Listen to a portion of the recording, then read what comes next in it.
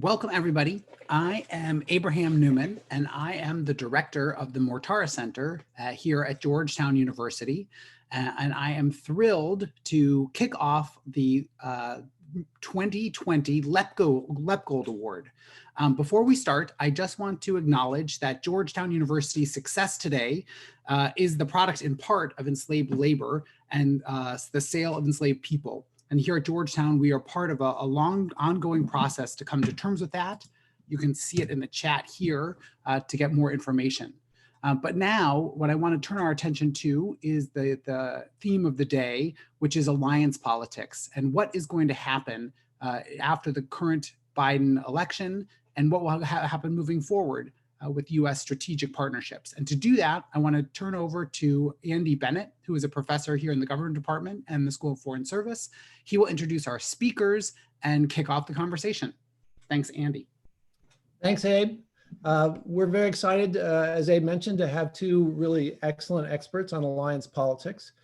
We've brought them here today for what we call the Lepgold Book Prize, which is a prize at Georgetown University for the best book in international affairs that we award each year to honor our colleague Joe Lepgold, who died in a fire in 2001. And this time, for the first time, we've awarded the prize to two books simultaneously.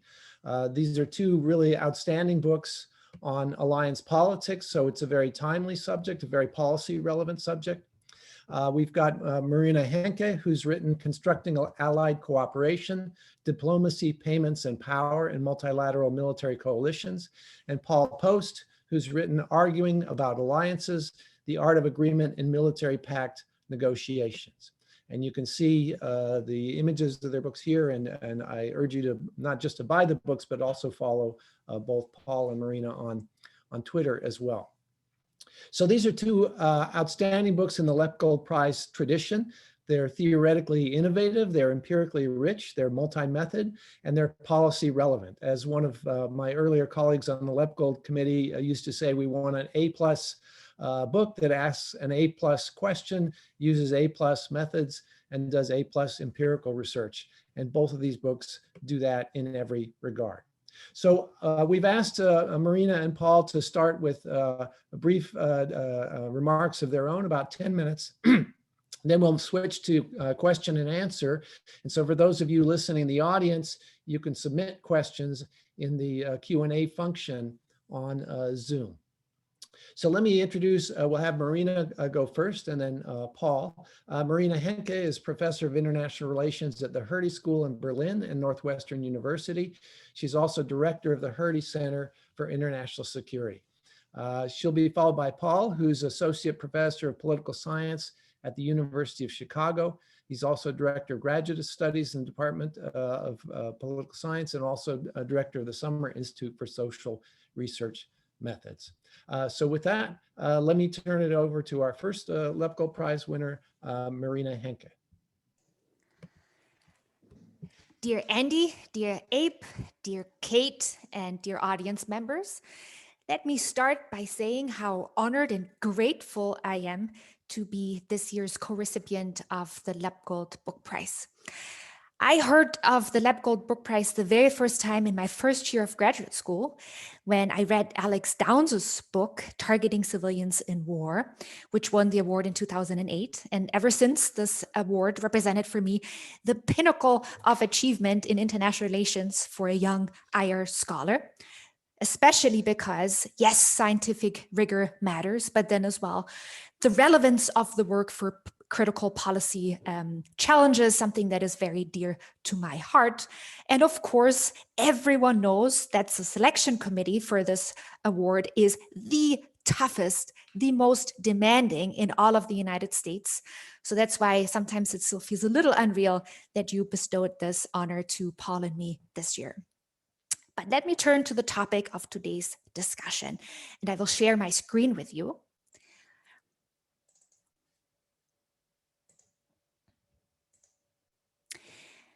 So as you can see already on the picture, I think the election of Joe Biden as next president of the United States is good news overall, especially for NATO, which is arguably still the most important US alliance. Chancellor Merkel was elated by the news, and I can report this directly from Berlin, where I'm currently based. However, the quintessential finding of my book is that collective action in the security sphere does not happen automatically.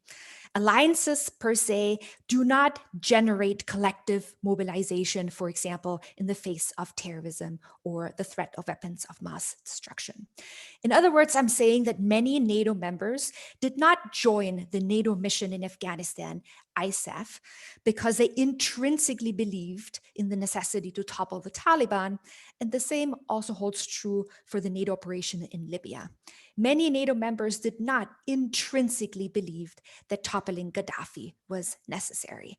Instead, both of these interventions happened as a result of persuasion, of bargaining, and even sometimes little what I call bribes, which involves issue linkages or side payments such as military aid, military equipment, trade deals, and so forth. So why is this the case? Well, because security preferences, even among alliance members, are quite diverse. So let me illustrate this by looking at the case of Libya. So in the Libyan case, some states had a very intense preference intensity to launch a military intervention and topple Gaddafi. I would say this was probably the UK and France. For them, it was an absolute policy priority. They were burning to do it. Then you had some states which here have a mid-range value of, 6, 4, 5. They thought, getting rid of Gaddafi is a good idea, but it was not their top policy preference in March 2011. Then some states were indifferent. And, a smaller number was opposed, but I would certainly count Italy among them. So Italy had a negative preference intensity for this intervention.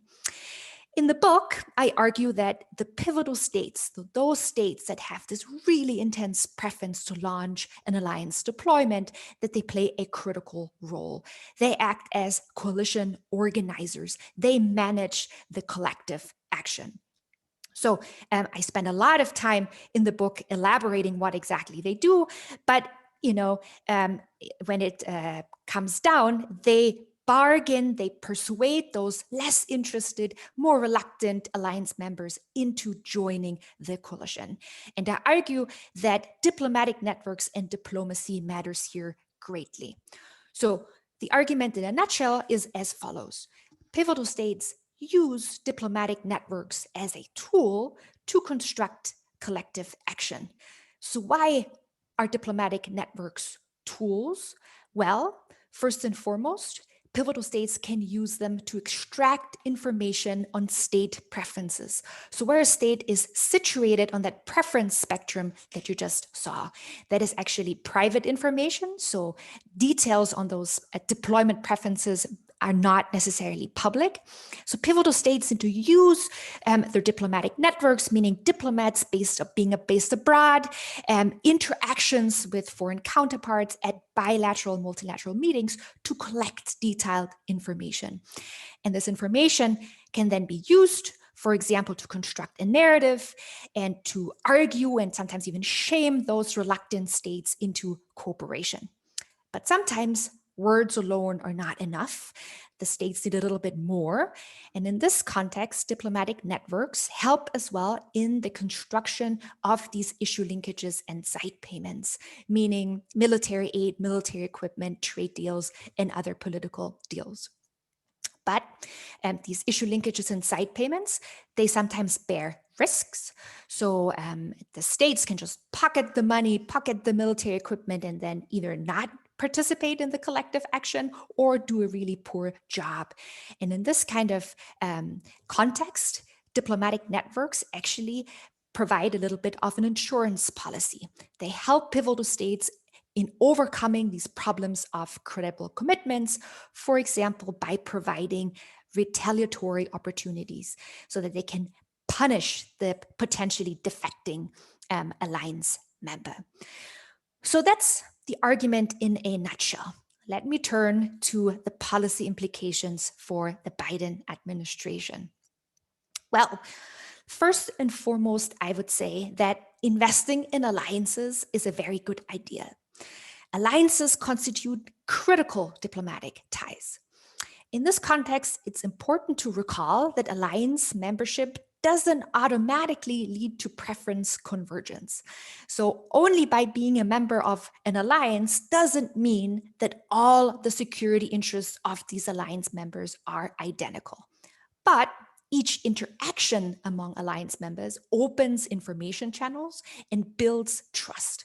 And it's this information and the trust that the United States can use to construct collective action, to bring alliance members on board of various cooperation projects. And by the way, I think that works way beyond the security field. I would even argue that in the NATO context, any type of project the United States has with Europe, be it in the trade field, the finance field, the tech field, NATO will be beneficial. The information that can get picked up at NATO meetings or in just interactions with these NATO members, and as well the trust that comes out of NATO engagement will help in all these other issue areas, trade, finance, tech, and so forth. And that's why NATO is so critical. The second big takeaway, I would say, is that investing in diplomacy matters. The bottom line of my book is diplomatic networks constitute a power resource, very similar to the conventional power resources that, like are usually named as weapons, money, and ideas. So why is it power? Well, because diplomatic interactions provide access to information that can increase the bargaining power in the context of international negotiations, as I mentioned before. And these diplomatic interactions, they shape a country's credibility and trustworthiness. So in our day-to-day life, being connected, knowing a lot of people is generally considered a good thing. For a lot of colleges and universities, and certainly Georgetown is one of them, alumni networks are absolutely critical. They get flaunted in, the recruitment drives for students. Why? Because they promise better career prospects and, just like a good network that you can exploit for, whatever ideas you might have. And I argue in the book that basically for states, it's no different. Being institutionally connected matters. It gives you power. It's a state asset. And it's an asset because it allows states to construct collective action. And in the end, that's one of the greatest things that you can probably do as a state, if you can mobilize others to do what you want them to do. Okay, I will stop here. And I'm looking forward to your questions and the discussion with Paul later on. And thank you again for this award. It really made my day. Thanks, Marina. Let me invite Paul to make his presentation.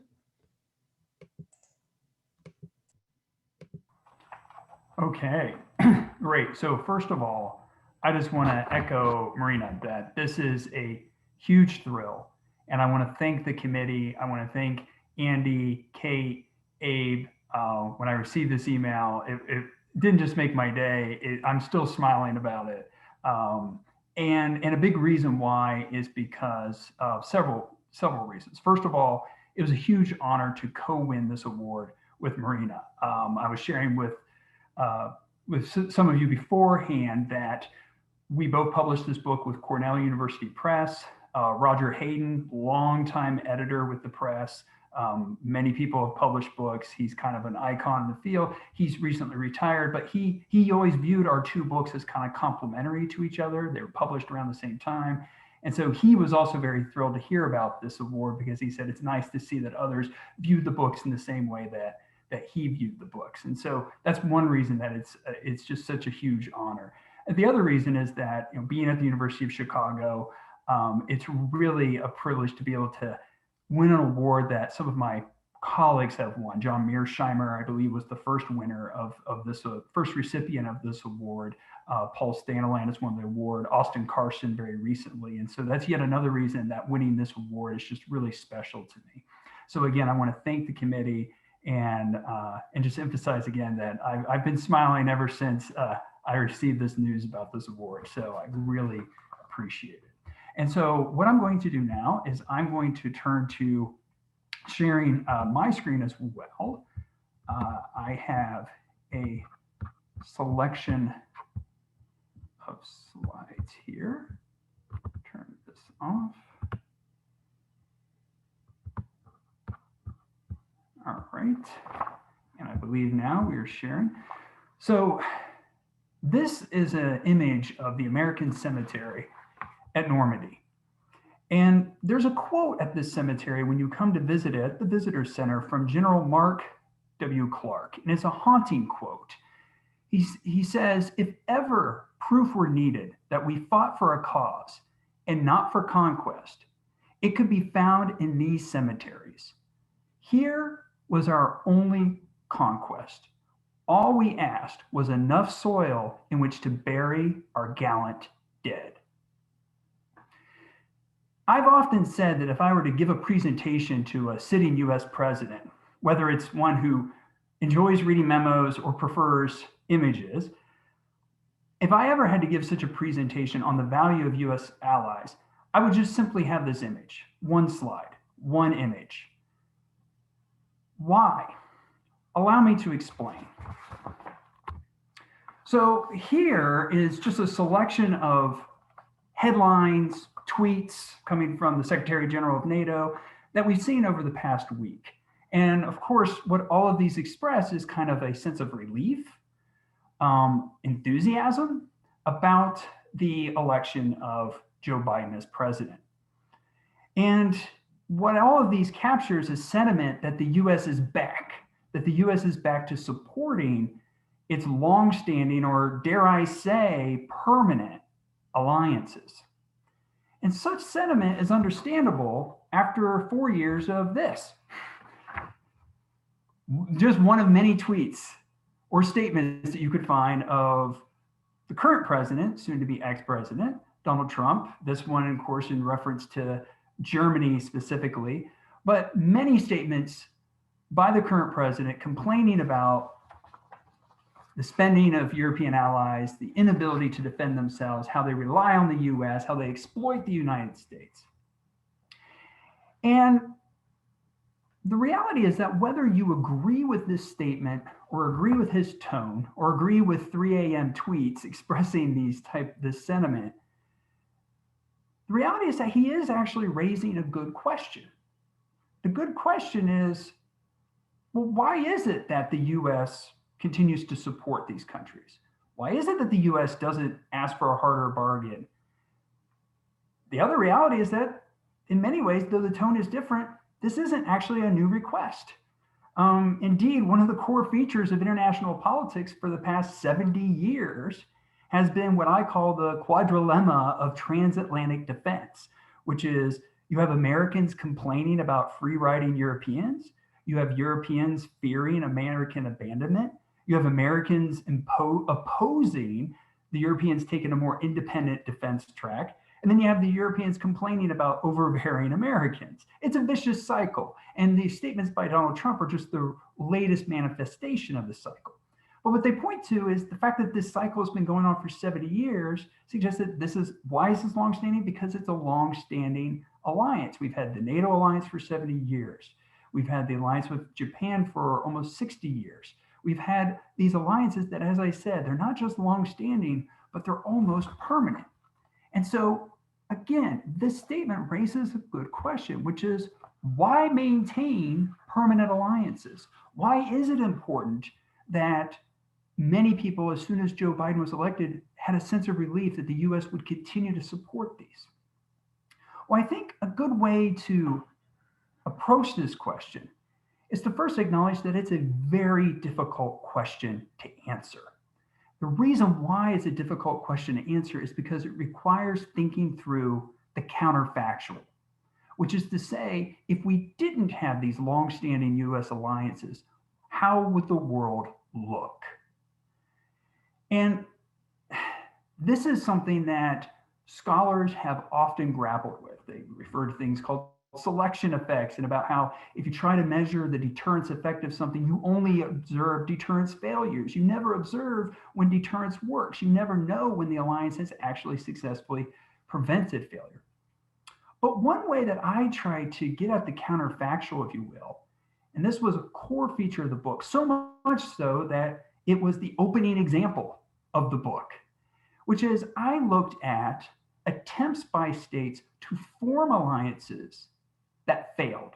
I also looked at attempts by states to form alliances that succeeded, but what I thought was especially important to look at were attempts by states to sit down and negotiate an alliance treaty and then walk away without signing that alliance treaty. And the example that I opened the book with is the 1939 Triple Alliance negotiations. These were negotiations between France, England, and the Soviet Union. They took place during the summer of 1939. The objective was to deter Hitler, to form an alliance because they knew that Hitler was becoming aggressive and that they felt that an alliance would be necessary to keep him from causing war in Europe. This photo that's on this slide is not a photo of the 1939 Triple Alliance negotiations. The reason why it's not a photo is because there was no photo of the 1939 Triple Alliance negotiations. Because what typically happens is you take a photo of the signing ceremony. Well, there was no signing ceremony because they didn't reach agreement. Instead, what happened was the Soviet Union, frustrated with these negotiations, left the negotiations and then proceeded to sign the treaty that's depicted in the photo here, which was the non-aggression pact with Nazi Germany. And of course, we know what happened next. Following this, Germany then invades Poland, subsequently invades France, almost eliminates England's army, though with Dunkirk, they're able to get away. And then eventually this brings the United States in, which takes us back to this image.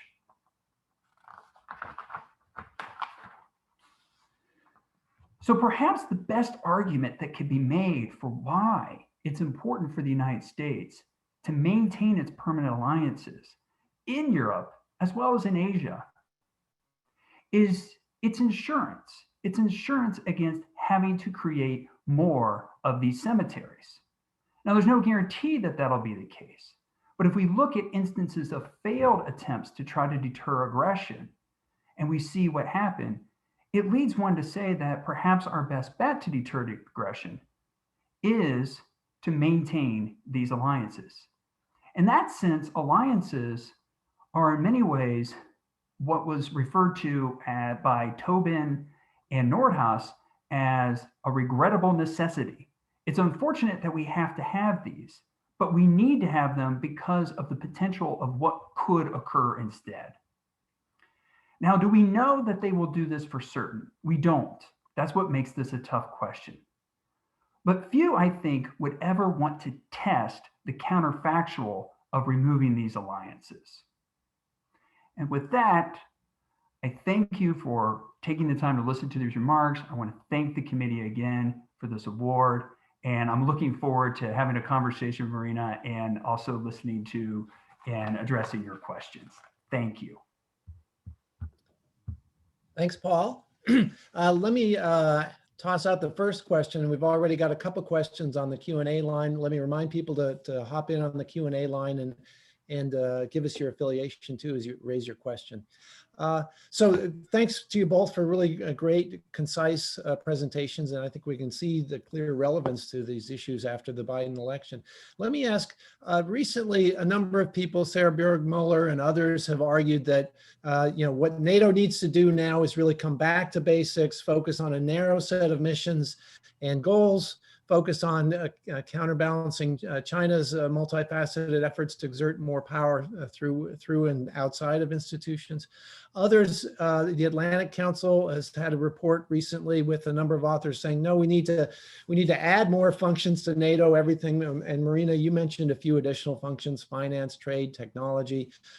Some would add democratization and everything else. So the critics would say, well, that risks making a Christmas tree. And if everything matters, then nothing matters to NATO. And others say, well, we can walk and chew gum at the same time. So let me ask you both to take a shot at that question, and starting with Marina, and then we'll turn to the audience questions. So don't understand me wrong. I didn't say that all of a sudden NATO should deal with trade and finance and tech and, like all the other Christmas ornaments. I'm just saying that, when folks meet these days online, it's a little bit harder, but at NATO summits, hopefully in the future again in person, they exchange information on a lot of topics, right? And yes, there's a chance that a future President Biden will talk trade with Chancellor Merkel or her replacement in a couple of years, and with the French counterparts and the British counterparts and so forth, right? So basically, in this sense, NATO constitutes a forum where people meet and where exchange information. And it's this information that then gets taken back to the capitals and can influence negotiations in the trade sector, in the tech sector, but it's not at all my recommendation that NATO all of a sudden should, take in all these other issue areas. I think that would be complete nonsense. But let me focus on, the idea that NATO should basically, finish with these operations in Afghanistan and in Libya and focus on great power politics, meaning focusing on China and Russia. So in theory, if I take on my advisor head, I would say, fantastic. This is great. This is exactly what should happen. Focus, focus, focus. What happened in Libya, what happened in Afghanistan, unfortunately, was not very successful. So, maybe NATO is much better at these, interstate deterrence missions. But the truth is, as I'm currently based in Berlin, a lot of the European allies do not share the same threat perceptions. Germany, for example, does not perceive China as a threat, period. It's that simple. Germany these days has more trade going on with China than with the United States. And they're extremely close links here. And Germany is not the only one, by the way. You talk to, the Bulgarians, and you talk to the Hungarians, and even to the Italians and all sorts of other states here. And they say, like, why should we all of a sudden engage with the United States in this new Cold War with China? We are best friends with the Chinese and we have enormous economic benefits. And even with Russia, which is much closer to Europe, it's not that clear.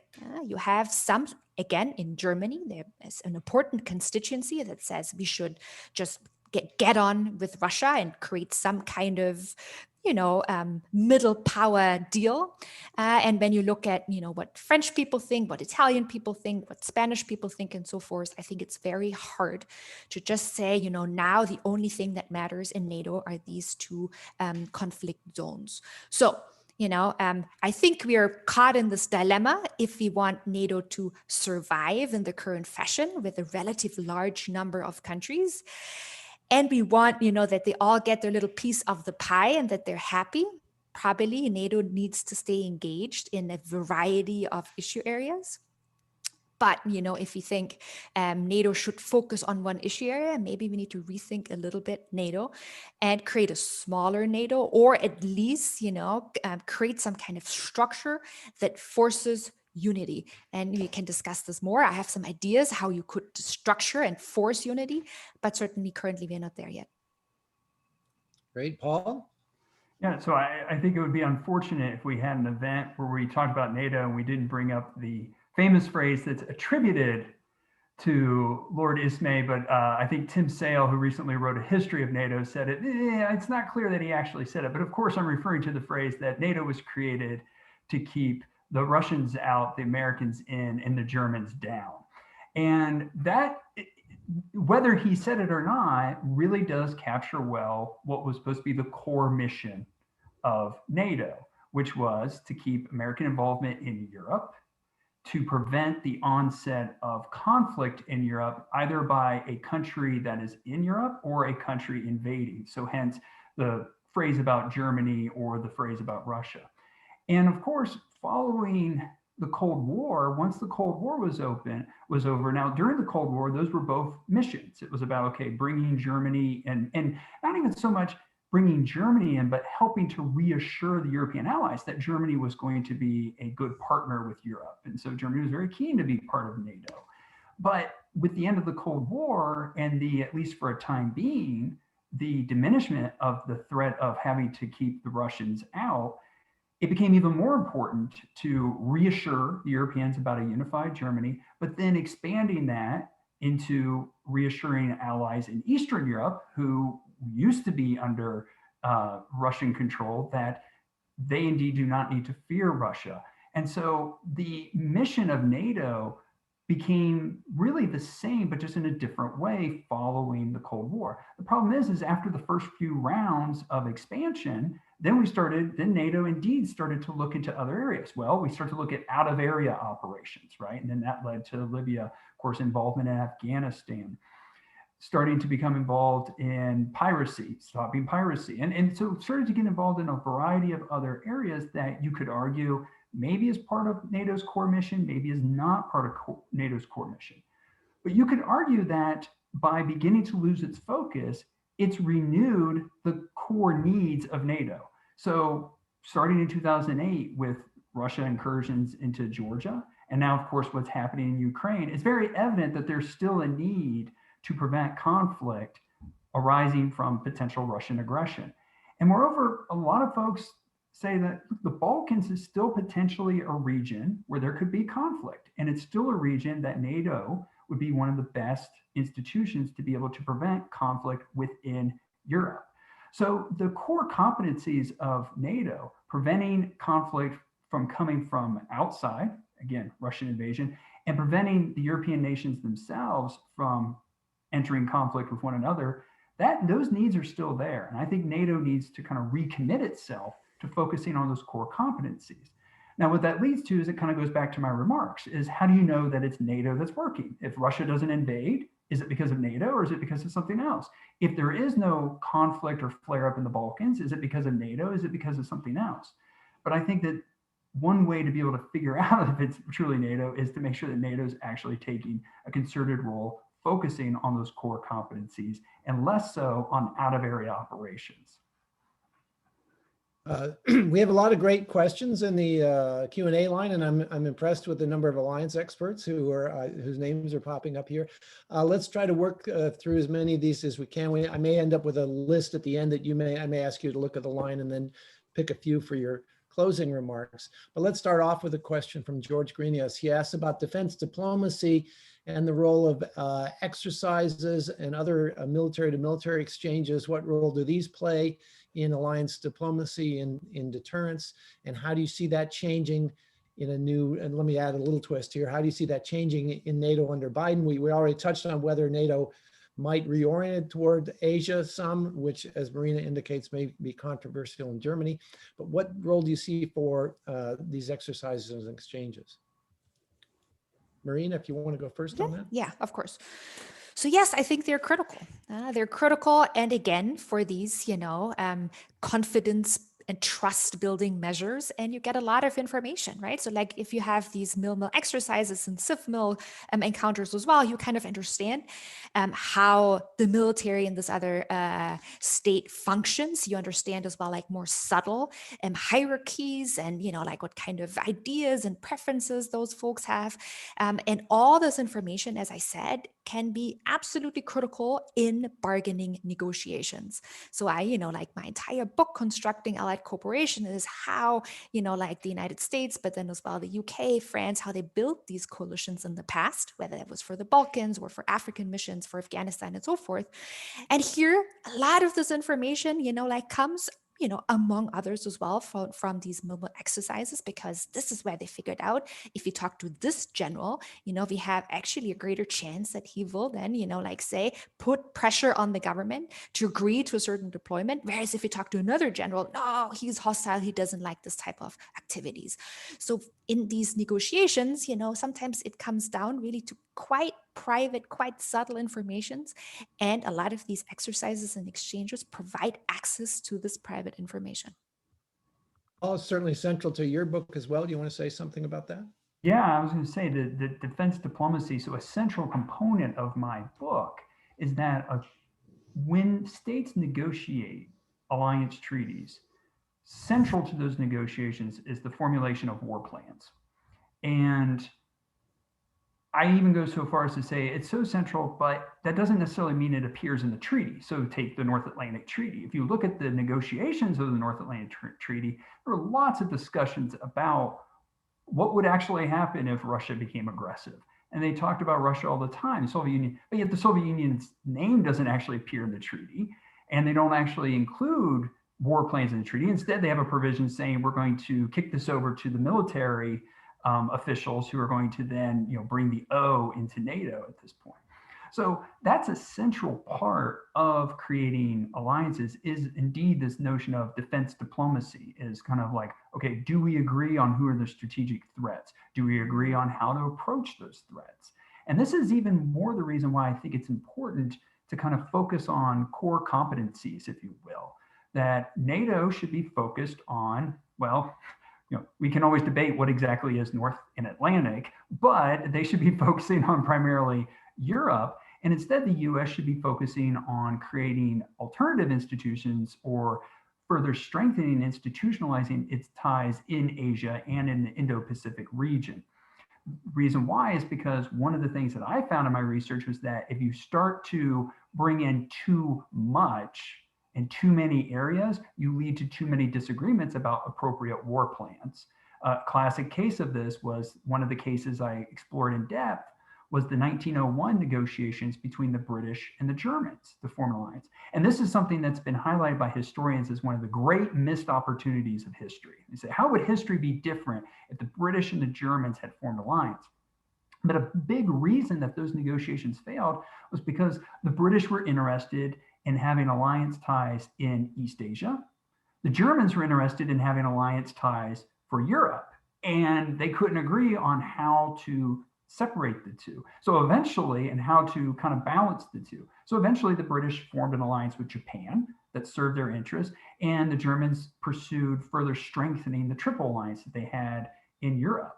But the attempt to try to bridge both regions just simply didn't work. And so I think that this question is nice bringing up the Indo-Pacific region, because there are definitely players in that region who could play a role that do not need to play a role in Europe, and then vice versa. There's players in Europe that don't necessarily need to be playing the same military role in the Indo-Pacific. Great, a lot of great points by both of you. Next question we have from Raymond Kuo is whether, and he directs us towards Marina, but maybe Paul will say something as well. Can coalitions work against the alliance or against the diplomatic networks needed to create the alliance? I'm thinking specifically of George W. Bush and the old versus new Europe. Marina, you want to say something about that? So, George W. Bush and his administration got inspired by, of course, the Gulf War. They wanted to replicate what George H.W. Bush was able to do more successfully. I must say that especially Jim Baker was a master at coalition building. It's quite remarkable. And, I love going back to his biography where he explains this. And so, the George W. Bush administration then had a little bit difficulty. So, when I looked at a lot of these coalition negotiations that they conducted, and they were much more of a coercive nature, right? So it's a very fine line. Jim Baker was a master at least creating an atmosphere of win-win. You help us with your contribution, and we help you with a trade deal, or, like whatever is on your mind right now, what you really want. And, so most folks then joined this coalition feeling really good about themselves. George W. Bush and his administration, they were much more coercive in nature, and they basically said, if you don't join, we will punish you. And so, there was a bad feeling in a lot of those states, although, they still joined, but it wasn't like the same way. So I think in this sense, George W. really stood out. But was he able to create a coalition in the end? Yes, and specifically because he leaned on a lot of Eastern European states, if I may say, or, if you go even a little bit further, you have Ukraine and Georgia, like the Caucasus. He leaned on them. Why? Because, they were basically told they get this prospect of joining NATO and, a lot of other military incentives, and that then finally, made them join the Iraq intervention. And Paul? Yeah, going back and just kind of continuing with what Marina was talking about, and this is something Marina, by the way, in addition to her outstanding book, she also wrote just one of my favorite papers of the past several years about the attempts by the Bush administration to get the Blair administration to back them in Iraq. And what you find is that, kind of without going into the details of that, of course, they were successfully able to do this, but that created that further created tension within the alliance. So, okay, they're able to take an alliance member, the British, bring them into this coalition along with New Europe, hence with Rumsfeld's phrase. But that created a lot of tension because you also had France on the other side, of course, opposing this and not wanting to be part of that coalition. And so one of the attributes, one of the benefits of working within an alliance, especially one like NATO, is it's supposed to be something where we're only going to do something if we all agree to do it. And where sometimes these coalitions, and I think this is to Raymond's point, I think it's a good one, where coalitions can create this tension because you can say, okay, fine, we're not going to do this through NATO, but we'll just go do it on our own, and whoever wants to come with us can. And so I do think that it does create these tensions, and the Iraq War is a great example of that. The next question we have is from Jonathan Allen at the Cato Institute, who says, who raises a question: at what point does the U.S. face a greater risk of entrapment than the benefit we might receive from our allies? Of course, this is a perennial question for alliances in general and for NATO as well. He mentioned specifically the Baltics and other countries that are proximate to Russia and hard to defend militarily.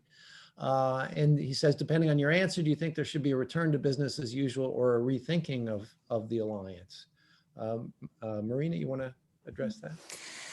So I think the Baltics is a really interesting topic, and I think, and I, like here I'm making my own opinion a little bit transparent. I think there is an underestimation in Germany and a lot of European countries that are not immediately bordering the Soviet zone of influence, if I may say, in what can actually happen in this area.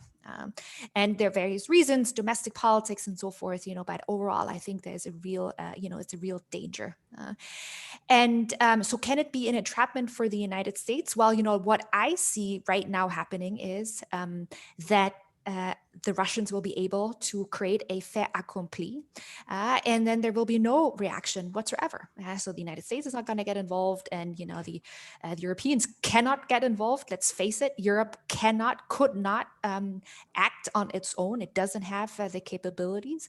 And then what happens is a real erosion. I mean, this is de facto the death of NATO, but I think as well, like this will be the erosion of U.S. credibility of the Western world, of various security alliances and so forth. So I think my personal, opinion on this question is not so much the United States gets entrapped, but, the reverse, that actually Russia takes action and there will be no significant response. And then, will be kind of a snowball effect toward much worse events. Yeah, Paul, you want to add to that? Yeah, so the Baltics are an area that I've been interested in for a while, and other work actually looked at the efforts by the Baltic states to be able to join NATO, and about like the key role that kind of the Nordic countries played in being able to facilitate that, especially Denmark, of course, was also a NATO member. And it's always been a tough situation because on the one hand, there were NATO members who were key to bring them in. And they also did a great effort through creating what's called the Baltic Battalion to be able to show their value in providing peacekeeping in the Balkans, a key area of interest during the 1990s. And so they were rewarded by being able to join NATO, but it's created exactly this conundrum, which is it defensible? And this goes back to then kind of the war plan notion. It's like, well, how is this thought of? And this is where kind of something that my book very much focuses on, the formation of alliances, and focuses on trying to get to that signature. But then it acknowledges in the conclusion that it's like further work can pick up on this, thinking about, well, what happens afterwards? And one of the key things is to think about, okay, you've put your signature down. We've talked about these war plans. Now, how are we going to execute this? How are we going to ensure that this alliance stays intact? What kind of war plans are we talking about? And for me, one of the key parts of accomplishing that is indeed having forward deployed troops. Now, there's been a lot of discussion about, do you have, quote, a tripwire that, they're intended to just simply die and then that brings in more troops? Or do you actually have a forward deploy contingent large enough to actually stop an invasion? And this debate has been probably most salient in the Baltics recently, of like how many troops is enough troops to actually execute war plans that we think are necessary. But of course, the big trick, and this is where I think it's a key implication of my book, is that my book, again, talk about how this is a big part of the negotiations when you're forming the alliance. If we could go back in time and there was no NATO and they were negotiating NATO with independent Baltic states, what would those negotiations have looked like?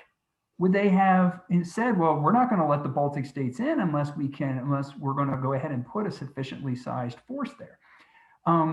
I don't know. I don't know if the Baltics would have been brought in, mostly because when I studied the actual NATO negotiations, there was a lot of debate about who could be brought in, who couldn't be brought in, why should they be brought in. And I think that if you had independent Baltic states kind of at the time, they would have said, I don't know if we could bring them in. But of course, now that they've been brought into an already existing alliance, they're having to come up with these war plans kind of on the fly. And this is where this complication is coming in. And it's a huge debate that just simply doesn't have an easy solution. The next question from Mindy Kotler takes us beyond the NATO alliance to ask about the US-Japan security treaty, whether we consider that an alliance. In my own time in government, people were very clear to distinguish between allies, treaty allies, and friends. Mindy asked also about the complication that Japan's constitution limits what it can do in alliance relations. Marina, you want to say something about that? I think Paul is the Pacific expert, and since I went first a couple times, maybe Paul should answer first. Yeah, I'm flattered to be referred to as the Pacific expert. No, I think that it ties into a bigger question about how the U.S. has handled its alliance relations via Europe, via Asia. Of course, there was a famous paper written a number of years ago called "Why Is There No NATO in Asia?" Right, and there's been a host of arguments put forward. A lack of shared norms, even to the extent of racism at the time in the 1950s and 1940s, about how the Europeans are like us. We're not like Japan. We're not like South Korea, et cetera. And I think one of the key arguments, and this is something that in a paper that I wrote with Ben Fordham, we talked about that one of the big reasons is just geography, that you can't really have the same type of functioning apparatus in Asia that you have in Europe simply because of distance, how far away countries are. And so to be able to have kind of shared forward deployed troops that can also rely on like forces quickly coming from Australia, it's like that, these kind of issues just really complicate the development of a NATO-like entity in East Asia. And so this is yet another reason why, kind of going back to my earlier remarks, I think it's important for the US to kind of focus on what are the unique defense solutions for Asia that are different than Europe. Having NATO operate in Asia is not necessarily the right solution. And Japan, hence going with this question, is a great example of kind of the unique complications. Now, there's ways to work around these complications. Japan still has a quite sizable self-defense force, right? And in many ways, that's really what you need a self-defense force for Japan. Similar to what they did when working with Germany and Italy, there's been ways to work around this. So I think Japan is going to be a key part of any type of future kind of alliance arrangements in East Asia. But again, it's going to have to be something that's unique to the geographic situation in that region. And that's another reason why I don't think you can just have, say, NATO expanding its mission into Asia. Let me add my 3 cents to this. So I think what is a little bit the advantage in the Pacific right now is that there is at least a consensus on what, among several countries, what the key threat is, right? So there is in Japan, there is a consensus in society, I would say, that, the key threat is China. And this is certainly the case as well in South Korea. I would say, it's, Taiwan, if you want to count them, Australia, and so forth. And to a certain degree, that creates unity, that creates coherence. And unfortunately, when it comes to NATO, the same doesn't necessarily exist. And so, if I have to predict which alliances might be a little bit stronger, then I'm actually going for the Pacific alliances right now, because NATO really has an issue. It cannot decide what it should focus on. see, we've got about 8 minutes left and we have a lot of questions. Let me ask you both if you could take a look at the Q&A and pick out some things that you want to address in the final minutes here, and take notes if you want. And let me add my own question for you to tack on at the end as you address several of these, which is, you're in the elevator with President-elect Biden. You've got time for the elevator pitch, on NATO. What's your quick elevator pitch? Like, here are the things you really need to focus on. So take a minute if you need to sort through those questions on the Q&A line. There's so many great questions here. Yeah. I would say that my elevator pitch, while I'm looking at these, I would say my elevator pitch is what I said at the beginning there. I'd be like, Mr. President, we don't want another cemetery in Normandy or Normandy-like cemetery, and that's why you need to maintain these alliances. That would be my pitch. Then if it gets his curiosity, we can elaborate, but that would be my pitch. Well, I would say, Biden should come to Germany and should, do an entire Europe tour and say, well, listen, I don't think you realize what's actually happened in the world. Russia is not friendly, the actions in Ukraine cannot be described as friendly. Did you see the modernization process of the military? And do you really think, you can take on the Russians on your own? And I think, it needs to be forceful. It needs to be straight talk. But I think Biden can do this. He has the credibility.